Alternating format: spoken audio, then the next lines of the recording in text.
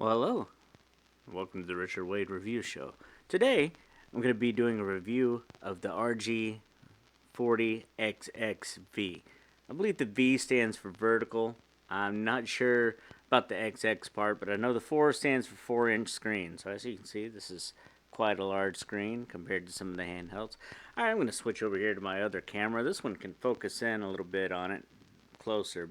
I like the video quality of the other camera better, but unfortunately it doesn't focus very well, so it's not good at getting those close shots. So here we are, back in. I'm going to go out to the main menu here first.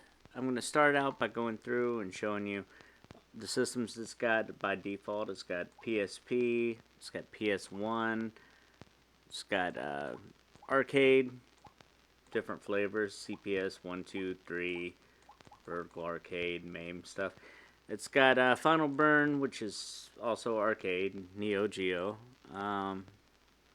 It's got Game Boy Advance, NES, SNES. There's Sega and Mega Drive. Sega 32X runs well.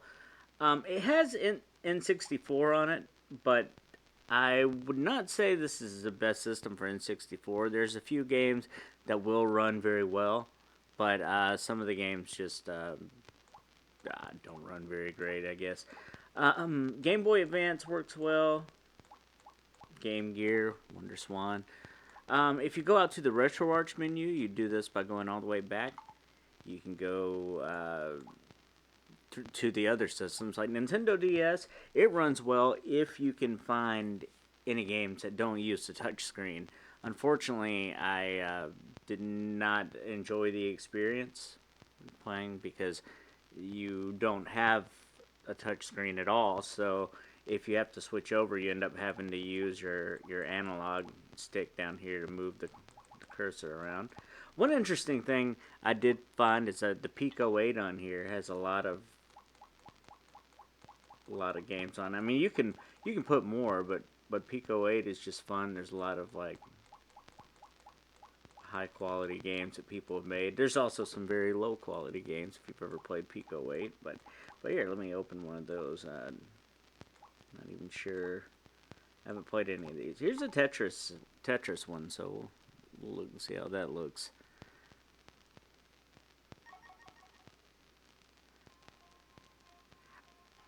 I believe that maybe you could. Let's see if I change the video.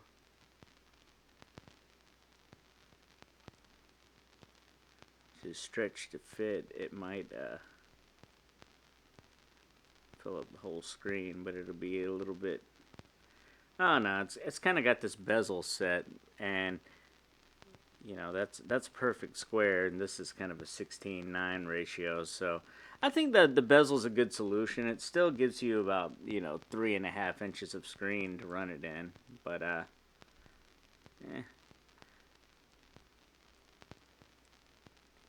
And when you hit the menu button, which is here in the middle, it's going to take you back to the RetroArch menu when you're in something like the ports or the. I'm going to open it up because I never did actually play any of the game.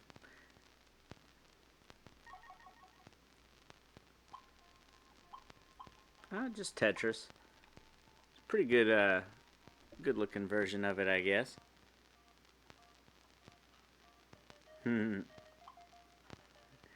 Alright, so I'm going to go back.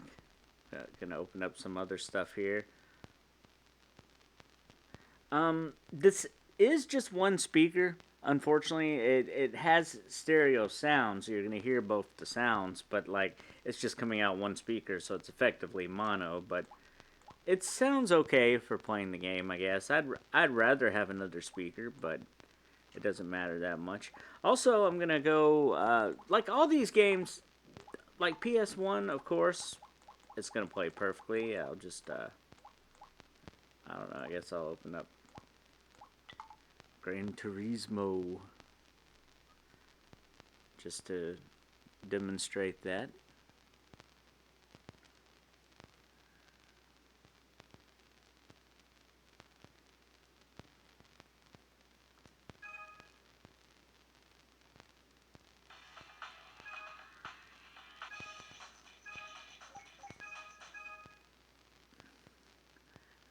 I'm just doing all the defaults. I'm going to be driving some little Nissan or something.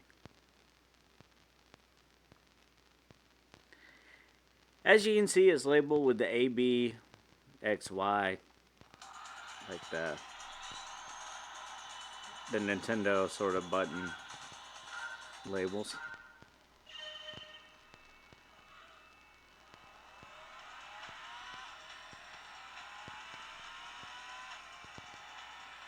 But PlayStation is going to run perfectly. Every PlayStation game you're not going to have any issues with.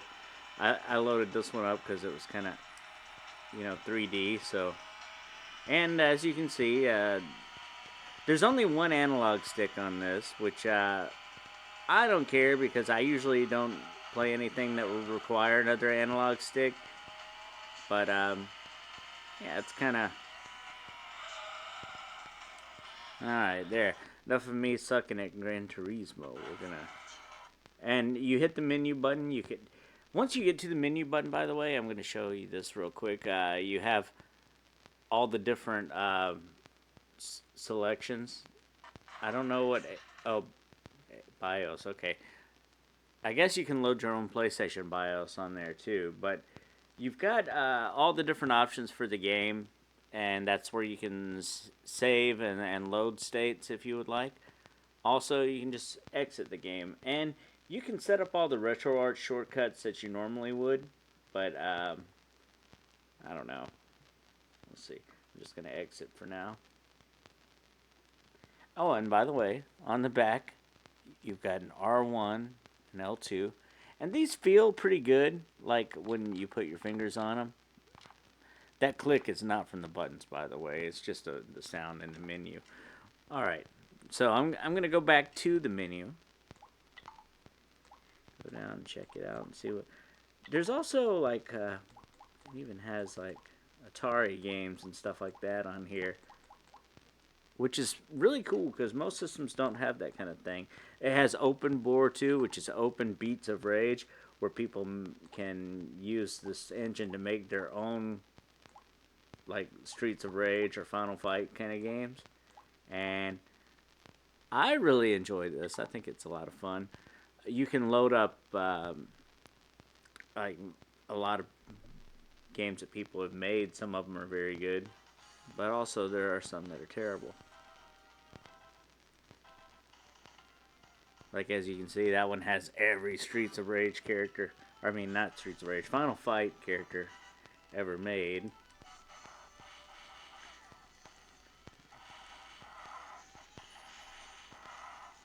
Of course, I'm looking at the recording and everything, making sure everything's going right, and so I just jump in and die immediately. It's got that Street Fighter Alpha music in there.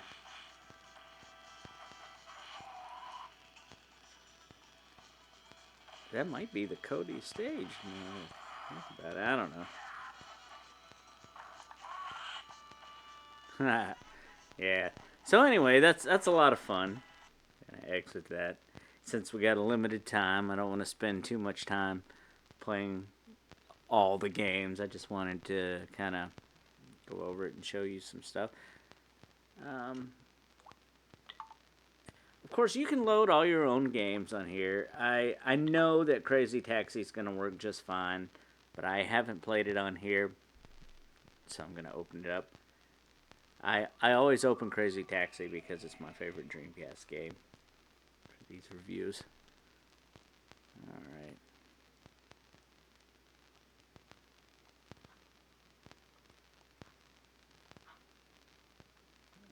Come on.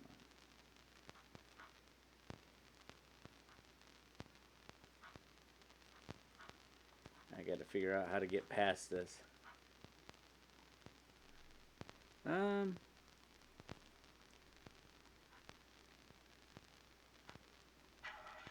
There we go.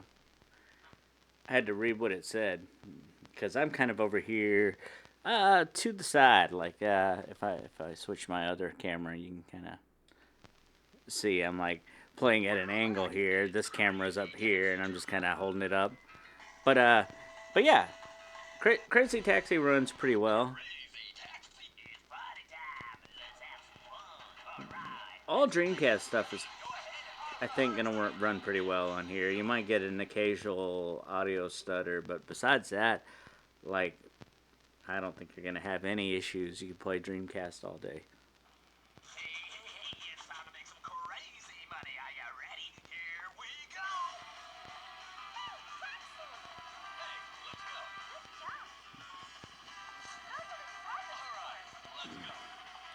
go. Oh wait, I'm in reverse. Okay.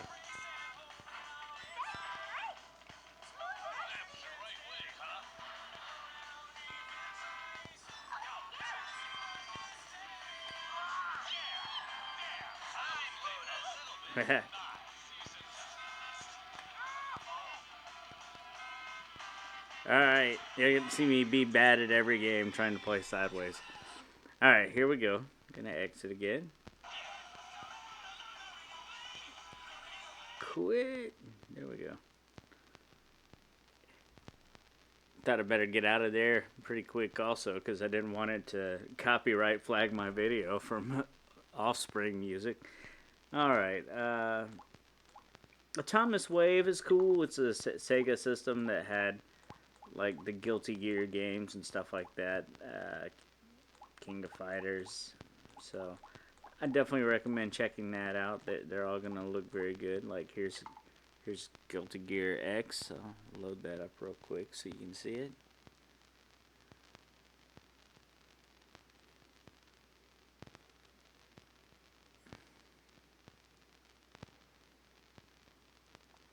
Definitely need to come up with a better way to hold this stuff so I can see the screen at the same time.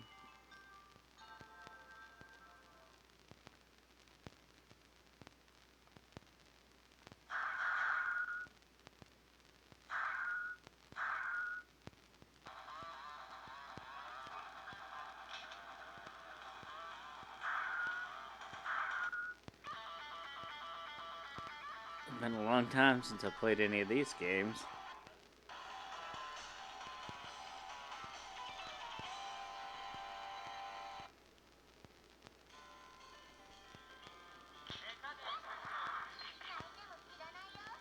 This D-pad, I think, is pretty good. I got some dust on it already. How'd I do that? Anyway, the D-pad is pretty good. There's that dirt I was talking about up in there. I gotta get that out already. But it's kind of like a Super Nintendo D-pad. Diagonals work pretty well. I don't know her moves or anything, but as you can see, I'm able to execute half circles, down back, down forward, down forward. But right now, I just can't tell what's going on at all. Because the AI on this game is actually not as bad as some games. Here, back, down, forward, dolphin.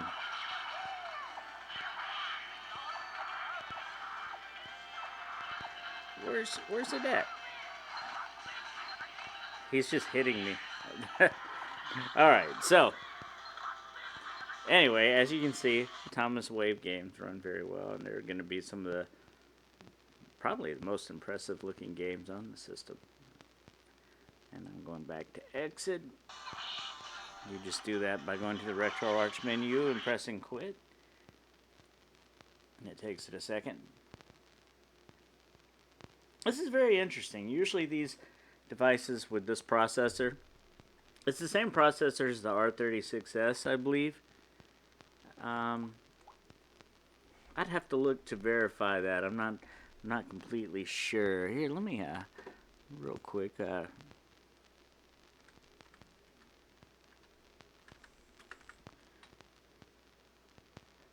pulling up the specs for it now while we're talking about it on the computer here.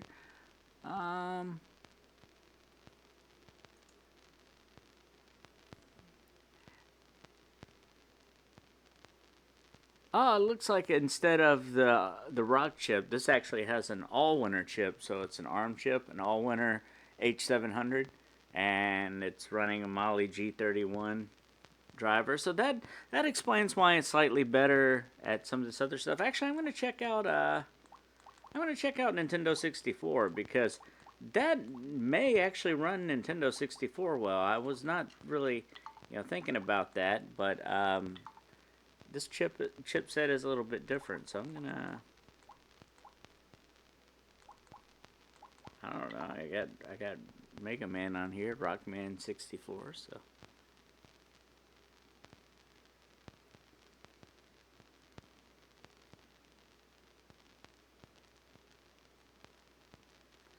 You can see the camera in here. Just start a new game since I haven't played this.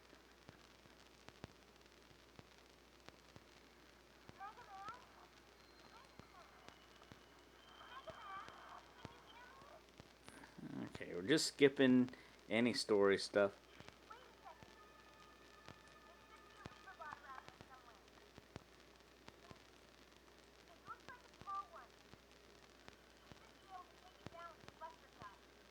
Alright.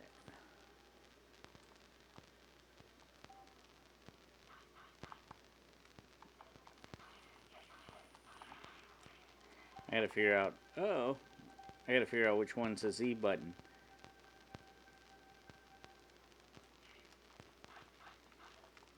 I never actually played the 3D version of Mega Man, so it's a little bit difficult to, especially trying to do it at this angle from with the camera. All right, so I'm just gonna exit that for now. Apparently, Nintendo 64 is gonna work just fine on this. I'm gonna try to load up a more demanding game if I have any on here, because it came with a limited selection.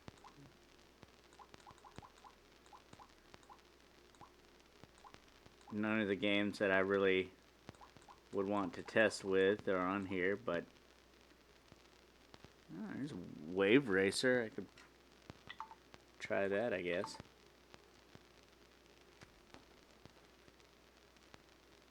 Let's see if I can get around here, get a better angle.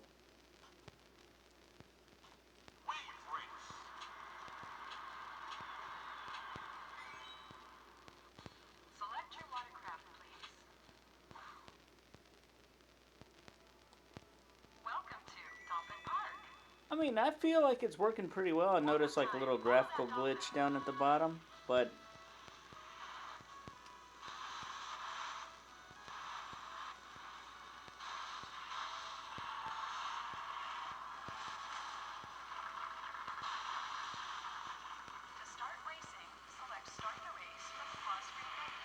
yeah, so it appears that Nintendo 64 is definitely working well. I'm gonna have to actually get some other stuff on here like GoldenEye to really check it out.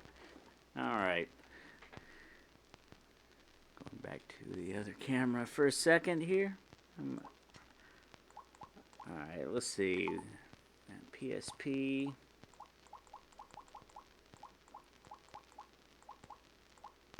I hear the God of War game was hard to emulate, so I'm gonna try that out. That's pretty cool that this one has the other processor, the Allwinner H700. It's been a while since I've had a device with an Allwinner chip in it. I think I might have had one back when I had the Q9 or something. Alright, so I'm gonna start a new game real quick. It does seem to be giving me some sound skips here, so it may take some frame skip to make this run right. But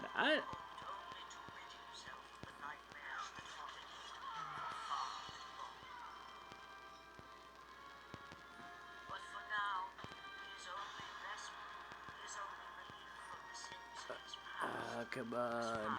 I'm trying to skip all this. I should make some save states for these videos so I can just like put it back into where it needs to be.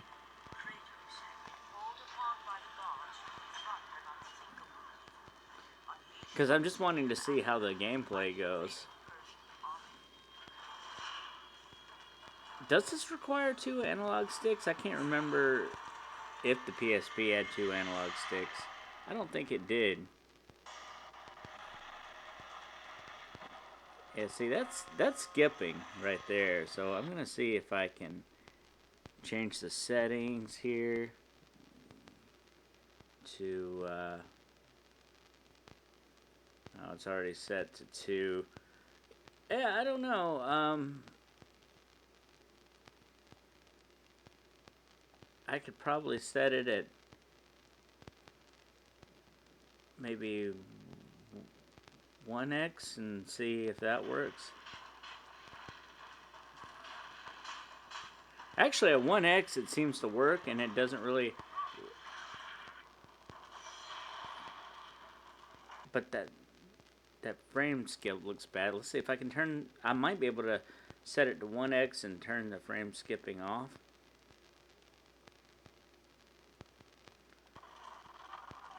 Yeah, see, I'm getting a lot of stuttering now from that. You can hear the audio stuttering. So let's see if I change it to 1 times PSP. I'll turn frame skipping on, but we'll do it at 1 frame. And we'll skip buffer effects and see if that works. Yeah, still a little weirdness going on there, as you can see, but I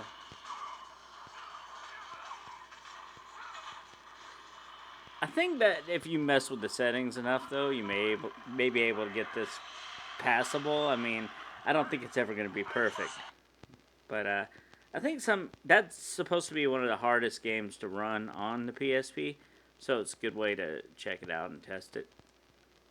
All right, so I'm gonna. Here I am trying to touch the screen like that's gonna do something. Gotten so used to touch screens and stuff with phones that we all just automatically go for the screen. As far as like things like Game Boy Advance, it's gonna look really great on this screen. So I'm just gonna open up. I guess I'll open up the Altered Beast game because I'm just opening it up to show you kind of how it's gonna work. See, with the 4-inch screen, you get barely any bezel at all. So because the Game Boy was like a 3:2 ratio, and that fits pretty well on a 16:9. So with this 4-inch screen, you're gonna like Game Boy Advance. It's gonna look good.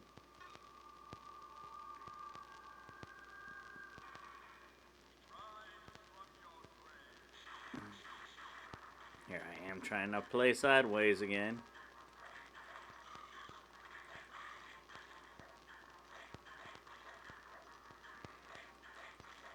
I always like this game, but it's so terrible. You just walk into the right slowly, punching and kicking until you get an upgrade. It's still entertaining, though.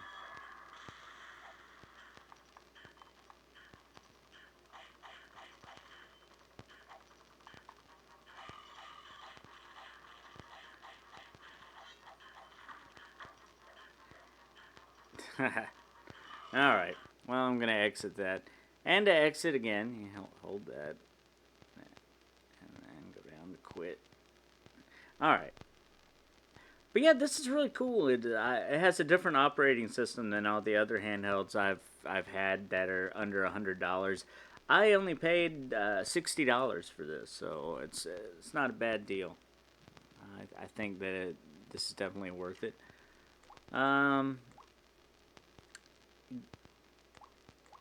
Game Boy Color, that's all gonna look really good on here just because it's a big screen. So I'll open up the Smurfs real quick so you can see how it's gonna scale. It's just gonna have the little bezel on the side, which is kind of cool. I mean, it looks like a real Game Boy screen.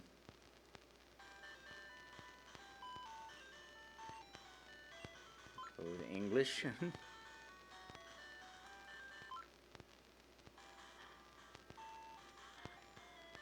But as you can see, the screen it looks really great. Like, I think this is probably the one of the systems I'll be playing the most. I do love my RGB30, which I have it hooked up to the TV. This one has, um, let's see, that's the plug port. Okay, on the top, it has a mini HDMI port, and you can use that to plug it into the TV. You can also plug controllers into here. I don't think this has Bluetooth. I'll uh, I'll go back and check, but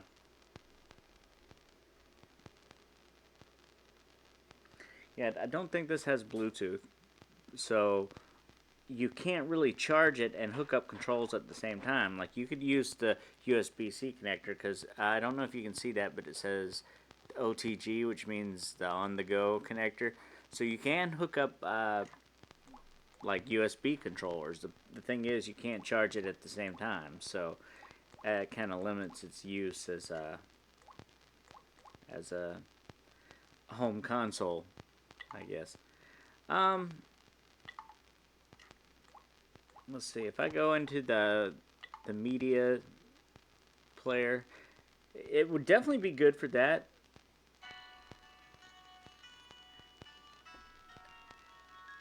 Because it has a headphone jack. So it started playing Hotel California. I'm just stopping that so it doesn't. Okay. So I hit menu to close the app. So it doesn't try to put a copyright strike on the video, you know. Videos. It does have a video on here that's a preview for the RG40. But as you can see, this would definitely be great for like watching videos on the go. Like if you loaded up some movies on here and watch them on a bus trip, I think it'd be perfect for that.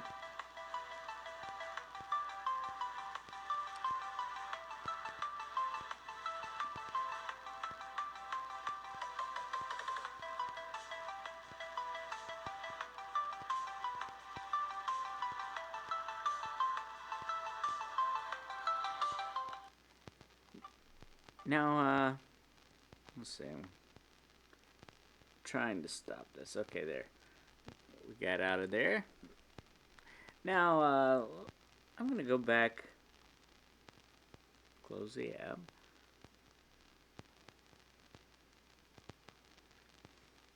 But yeah, I think there's probably going to be like custom firmwares for this. It doesn't have like Arc OS or Emulec because those were made for rock chip systems, and this is not a rock chip system. Let's see. Oh, it's got it. Favorites, history, search. Okay, settings. No. Bluetooth.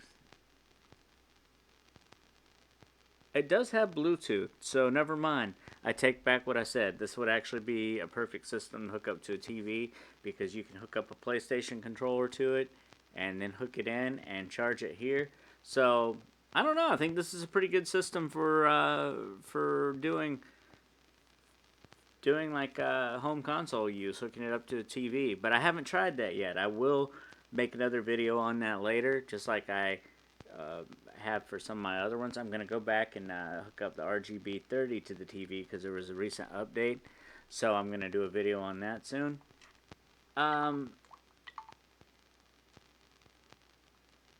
I think that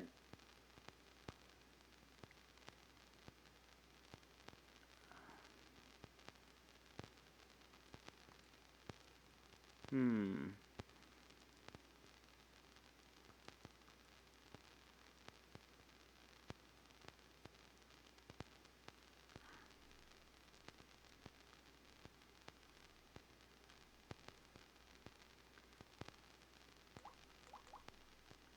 Oh, it does moonlight streaming too, which means you could stream things from your computer using the NVIDIA Moonlight system.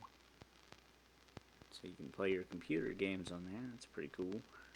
Wi-Fi settings. I don't think it has built-in Wi-Fi. I think that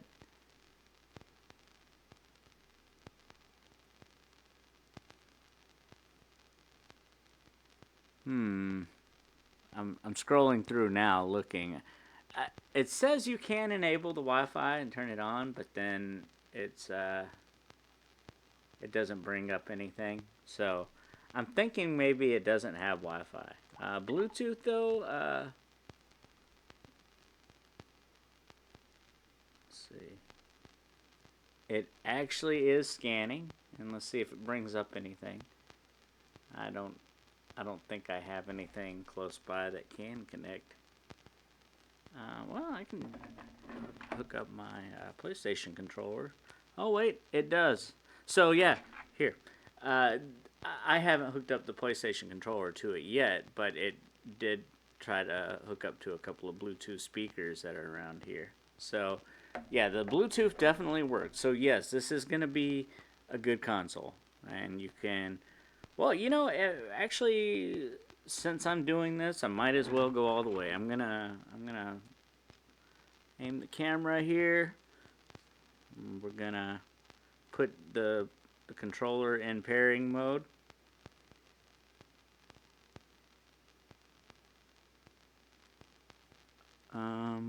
Maybe. I'm working on that. I had to.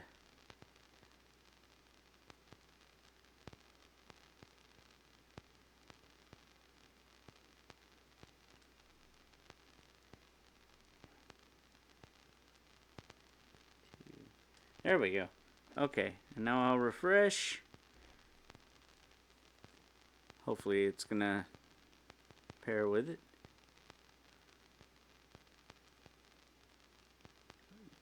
Or detect it, and I don't have to go hitting the thing again. Okay, there we go. DualSense wireless controller. That's definitely the one we want.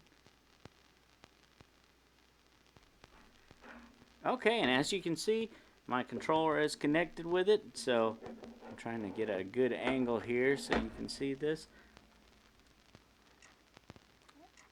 I am now controlling it with the PlayStation controller.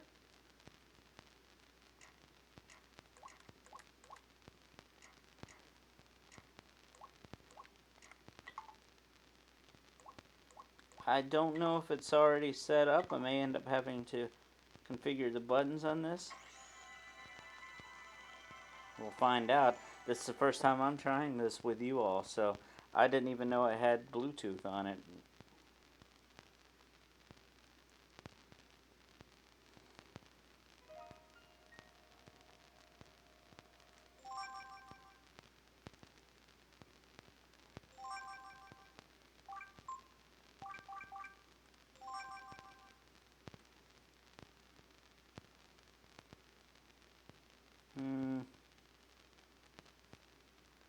Maybe I should do a different game.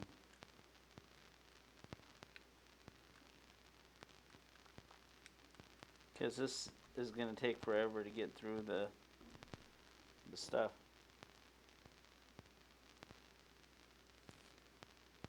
What I do need to do, I guess, is try to figure out how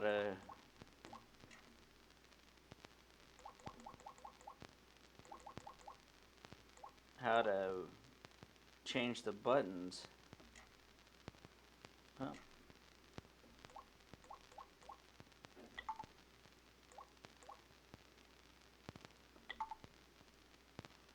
Okay, there.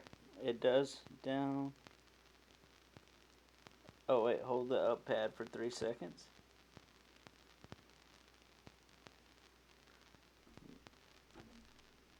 Alright.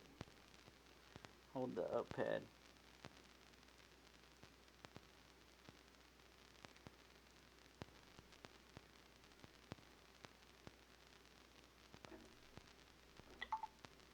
I thought I...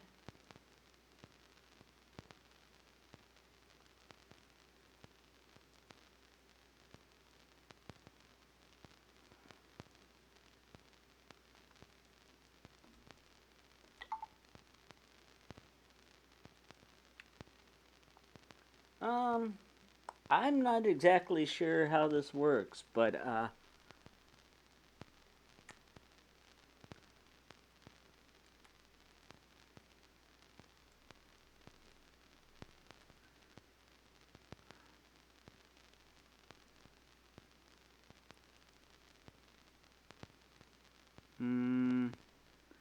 this is set up to Nintendo, so left button, shoulder, shoulder, L2, R2.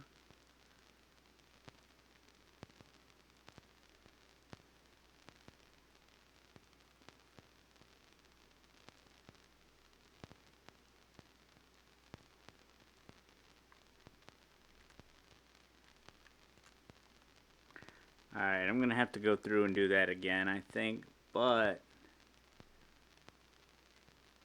if I hold up for 3 seconds and save it, it looks like, yeah, it looks like I've messed up some of them, clearly, because I can't use left. So, yeah, I'm going to have to go back and do that again. So, I don't want to bore you all with that, but I just wanted to show you that you can set this up and use this as a home console. So yeah, that greatly improves my opinion about the device. So for 60 bucks, you get a device that can effectively play Dreamcast, PlayStation, and everything below. It can probably do N64. I think it's probably going to be able to play everything. PSP, I think you're going to get some stutters on hard to play games, but there are ways that you can like mitigate some of that, like running at lower internal resolutions and stuff like that. So overall, I think this is a pretty good device. I'm gonna say that it can play most PSP. That would be my assessment. I wouldn't guarantee that, you know, but I believe it can. So as long as you're aware of that limitation, you can probably play pretty much anything on the system. And I guess I'm going to end that review right there. I do think this, at the price, you know, for 60 bucks with the built-in Bluetooth, yeah, that's great. But I do wish it had the Wi-Fi. Apparently, you can get the little Wi-Fi dongle and plug it in, so you can do any updates you want through that. But I don't know. Oh, look at the top. It's got a, if you can see here, it's got a little controller button showing that the controller is connected, and that's really cool.